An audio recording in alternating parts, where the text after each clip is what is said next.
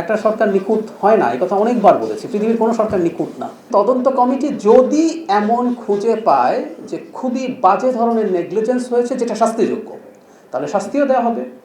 আর যদি এরকম খুঁজে পায় যে না, এই ঘটনা ঘটেছে, সেটা শাস্তি কি হতে পারে, পাশাপাশি রেকমেন্ডেশন থাকবে যাতে আমরা ফার্দার এটা প্রিভেন্ট করতে পারি। সো আমাদের তদন্তের এই দুইটা উদ্দেশ্যকে মাথায় রেখে আমরা তদন্ত করব।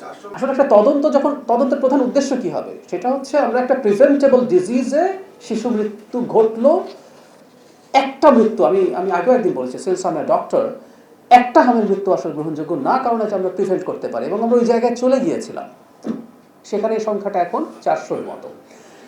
তদন্ত কমিটি আসলে দেখবে এই কি কারণে এটা ল্যাক করলো, এবং এই টিকা যে দেয়া হলো না, এটা ব্যাক ক্যালকুলেশন করলে আপনি পাবেন কবে থেকে এই অবহেলা শুরু হলো, যাতে আমাদের ওই যে 95% একটা কাভারেজ প্রয়োজন হয় হার্ড ইমিউনিটির জন্য, সেটা সমস্যা হলো। সেটা আওয়ামী লীগের যদি সময় থাকে, সেটা ইন্টারিমের সময় তো কিছু তথ্য আমাদের সামনে আসলে আছে।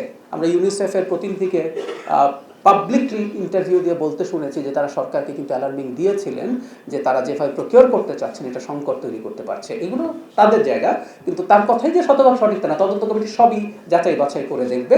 এবং আমি আবারও বলছি, এটা আমার তার পার্সোনালি কথা হয়েছে, তারপর আমি এই কথাটা আপনাদেরকে একটু জানাই। মাননীয় প্রধানমন্ত্রীর সাথে আমাদের এভাবে আলাপ হয়েছে যে আমাদের রাষ্ট্রীয় ব্যক্তি প্রতিষ্ঠান এবং আন্তর্জাতিক ব্যক্তি প্রতিষ্ঠান যারা টিকা বা এসব নিয়ে, স্বাস্থ্য নিয়ে কাজ করেন, তাদেরকে সমন্বয় করে হবে।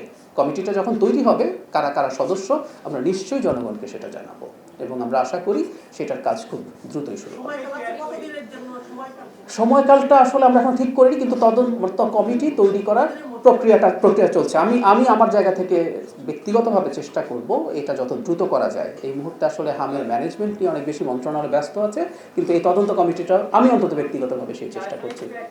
আমি একটা জিনিস অন্তত বলতে পারি, ধরুন এবারকার তদন্ত কমিটিতে যদি কাউকে দায়ী পাওয়া যায়, আমি তদন্তের আগে বলে ফেলছি না পাওয়া যাবেই, তো সেটা তো আসলে আগের কেউই হবে। এখন আপনি কি বলবেন তাহলে যে আমরা আগের কারোর উপর দায় চাপিয়ে দিচ্ছি? কারণ আমরা দায়িত্বে এসেছি যতদিন, তার মধ্যে আসলে আমাদের এই টিকা সংক্রান্ত কাজে আমাদের কোনো ইনভলভমেন্ট ছিল না। 200-র বেশি সার্ভিস ও ফিচারে লেনদেনের সব বিকাশ অ্যাপে সম্ভব।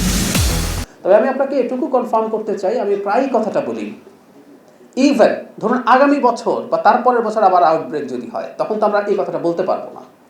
আমি মনে করি এরকম কোনো আউটব্রেক ইনশাল্লাহ হবে না, কারণ আমরা সিরিয়াস থাকি। কিন্তু যদি হয় এটা বা অন্য কোনো জায়গায় কোনো সমস্যা, সেই দায় সরকার নেবে যদি সরকারের গাফিলতি থাকে। কারণটা খুব সোজা। একটা গণতান্ত্রিকভাবে নির্বাচিত সরকার, জনগণের ভোটে আবার দায়িত্বে থাকতে চাওয়া সরকার, দায় স্বীকার করবে, ক্ষমা চাইবে। একটা সরকার নিখুঁত হয় না, এই কথা অনেকবার বলেছি। পৃথিবীর কোনো সরকার নিখুঁত না।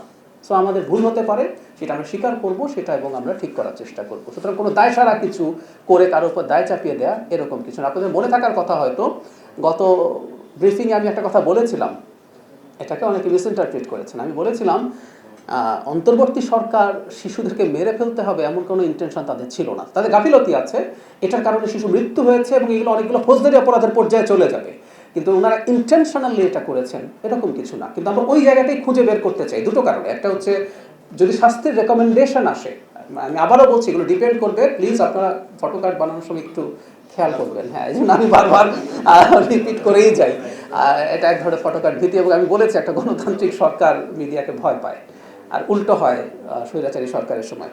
সেটা হচ্ছে তদন্ত কমিটি যদি এমন খুঁজে পায় যে খুবই বাজে ধরনের নেগলিজেন্স হয়েছে যেটা শাস্তিযোগ্য, তাহলে শাস্তিও দেওয়া হবে।